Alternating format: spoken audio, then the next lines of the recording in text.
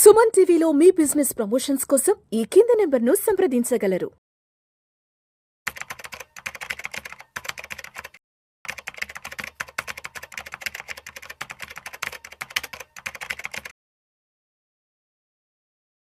నమస్తే రేవంత్. నమస్తే అండి.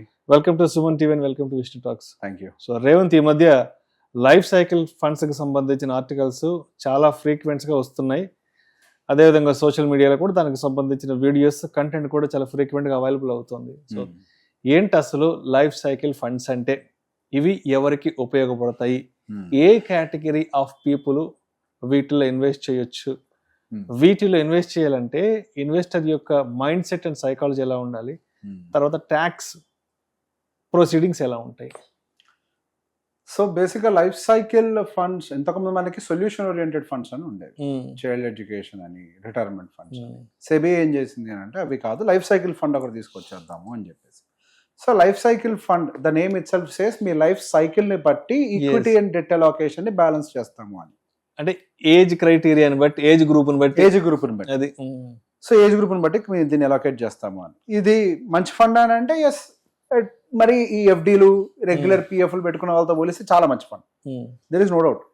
కాకపోతే దీంట్లో కొన్ని కాన్స్, ప్రోస్ అని ఉన్నాయి. రెండింటి గురించి మాట్లాడదాం, మంచి చెడు రెండు మాట్లాడుకుందాం. ఫస్ట్ మంచి విషయాలు అంటే చెప్పు. ఇప్పుడు మీరు ఒక బిగినర్, మీరు ఊర్లో ఉన్నారు, మీకు ఏ ఎంఎఫ్డిఓ ఎవరో అడ్వైజర్ ఎవరు ట్రస్ట్ లో లేరు, you don't know how to do it anything. అసలు ఈ ఎసెట్ అలొకేషన్ ఏంటి, ఈ బాధలన్నీ మీరు పడలేకపోతున్నారు. సింపుల్గా లైఫ్ సైకిల్ ఫండ్ సరిపోద్ది. మీ ఏజ్ గ్రూప్ని బట్టి కొంత డెట్ వాళ్ళే మెయింటైన్ చేస్తారు, కొంత ఈక్విటీ వాళ్ళే మెయింటైన్ చేస్తూ ఉంటారు. సో వాళ్ళు ఆటో బ్యాలెన్స్ చేసుకుంటూ వెళ్తుంటారు కాబట్టి మీకు రిస్క్ మిటిగేట్ అవుతూ బెటర్ దాన్ ఎఫ్డి రిటర్న్స్ అయితే గ్యారంటీ వస్తాయి. గ్యారంటీ అనే వర్డ్ వాడకూడదు, ఐమ్ సారీ, గ్యారంటీ కాదు, మనకి మార్కెట్ రిస్క్ తో తగ్గట్టుగా వస్తాయి. Just like NPS. మనకి ఎన్పిఎస్ ఎట్లుంది, ఏజ్ని బట్టి ఆటో అలొకేషన్ జరుగుతూ ఉంటుంది కదా, జస్ట్ లైక్ దట్. ఎన్పిఎస్ లో కూడా మనకి అగ్రెసివ్, కన్జర్వేటివ్ ఆప్షన్స్ ఉంటాయి. ఇందులో కూడా మనకి అగ్రెసివ్ అండ్ కన్జర్వేటివ్ ఆప్షన్స్ రెండు ఉంటాయి. అగ్రెసివ్ ఉన్న వాళ్ళకి కొంచెం ఎక్కువ ఈక్విటీ ఎక్స్పోజర్ ఇస్తారు, కన్జర్వేటివ్ ఉన్న వాళ్ళకి తక్కువ ఈక్విటీ ఎక్స్పోజర్ ఇస్తారు. మనం రెండు ఆప్షన్ సెలెక్ట్ చేసుకుంటే అంతకు మించి ఇంకేం లేదు.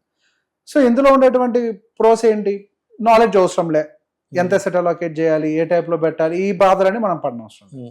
కానీ ఇందులో ఉన్నటువంటి కొన్ని సమస్యలు ఏంటి అని అంటే, ఇప్పుడు మనం పెట్టుకున్న ప్రతి రూపాయి కూడా మనం ఏమి లైఫ్ సైకిల్ ఎండ్ అయ్యేంత వరకు ఉంచుకోవడం కోసం కాదు. మన డబ్బు మధ్యలో కూడా చాలా అవసరం పడుతూ ఉంటుంది. పిల్లల ఎడ్యుకేషన్, భవిష్యత్తు, ఇల్లు కట్టాలి, కారు కొనాలి, ఇట్లా రకరకాల అన్ని పరిస్థితులు మన జీవితంలోకి వస్తూ ఉంటాయి. అండ్ వాటికి ఒక సర్టన్ రిటర్న్ స్పీడ్ కావాలి. ఇప్పుడు లైఫ్ సైకిల్ ఫండ్ అని అంటే మన జీవితం ఎండ్, రిటైర్మెంట్ కోసం అనేది అద్భుతంగా పనిచేయచ్చు కాక. ఎందుకంటే రిటైర్మెంట్ టైంకి మనకి ఈక్విటీ ఎక్స్పోజర్ తగ్గిపోయి డెట్ ఎక్స్పోజర్ పనిచేస్తే మేబీ అది అక్కడ పనిచేయచ్చు కాక. కాకపోతే ఎర్లీ స్టేజెస్ లో ఏంటి, when you have early stage you can go with 100% equity exposure, there is no problem in it. At the same time మీ గోల్ రీచ్ అవుతుంది అనుకోండి, you have to take out your funds. At the same time you have to reduce their equity exposure, get more into debt. So ఇక్కడ life cycle వాళ్ళు ఎక్కేసుకునేది 60 ఏళ్ళు. కానీ మన లైఫ్లో ఉండే లైఫ్ సైకిల్స్ డిఫరెంట్గా ఉంటాయి. మనకి 40 ఏళ్ల వయసు వచ్చేసరికి ఒక అమౌంట్ కావాలేమో, మనం 38కి వచ్చేసరికి, 39కి వచ్చేసరికి ఈక్విటీ ఎక్స్పోజర్ని ఆల్మోస్ట్ మైనస్ చేయాలి. అది ఇందులో కుదరదు.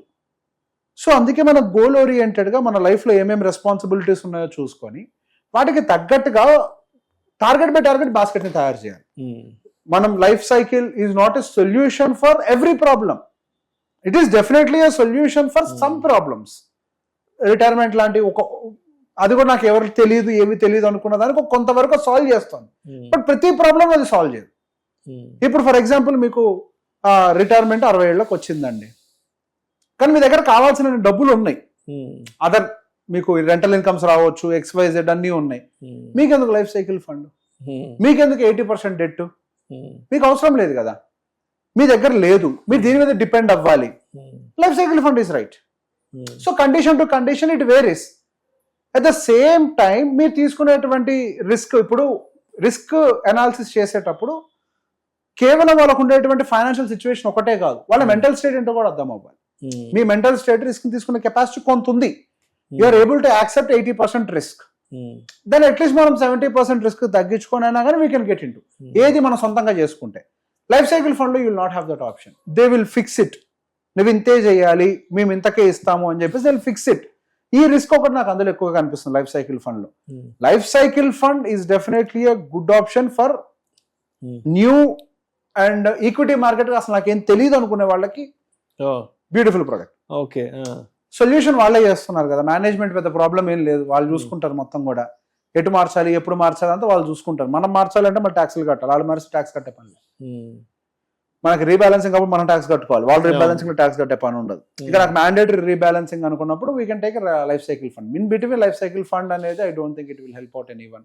అంటే ఏది నాకు తెలిసిన వాళ్ళకైతే ఉపయోగం లేదు. మీకు ఆల్రెడీ ఈక్విటీ మార్కెట్ మీద నాలెడ్జ్ ఉందండి, మీకు ఉంటుంది నాలెడ్జ్, నలుగురితో మాట్లాడుతుంటారు కాబట్టి. మీకు ఎందుకు లైఫ్ సైకిల్ ఫండ్? మీకు తెలియదు ఎందులో పెట్టుకోవాలో. సరే, ఇప్పుడు నేను కొన్ని ఆప్షన్స్ చెప్తా. Life cycle funds versus mutual fund అంటే మీరేం చెప్తారు? Case to case. ఏమి తెలియని వాళ్ళకి life cycle fund.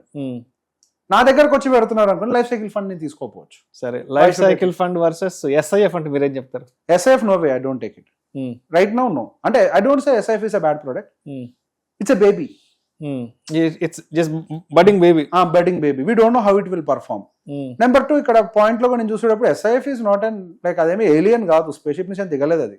It's normal product wear 25% exposure to FNO, where already 15% of FNO is open for mutual funds. అంత మించి ఏం లేదు. అండ్ దానికేం సపరేట్ ఫండ్ మేనేజర్ లేదు. మ్యూచువల్ ఫండ్ మేనేజర్స్, దానికి కూడా ఫండ్ మేనేజర్స్. సో ఎస్ఐఎఫ్ కి మళ్ళీ 10 lakhs బిలోకి వస్తే రిడీమ్ చేయలేం, కొన్ని ప్రాబ్లమ్స్ ఉన్నాయి. మరి అందరు ఇన్వెస్టర్స్ కి అది కన్వీనియంట్ గా ఉండకపోవచ్చు. ఎస్ఐఎఫ్ ఏదో ఫ్యాన్సీగా కనిపిస్తుంది కానీ ప్రోడక్ట్ బై చూస్తున్నప్పుడు I don't like taking SIF at the beginnings. I don't say SIF is bad, కొత్త కదా ఇంకా. లెట్ ఇట్ మెచ్యూర్ అయిన తర్వాత we are operating with public money.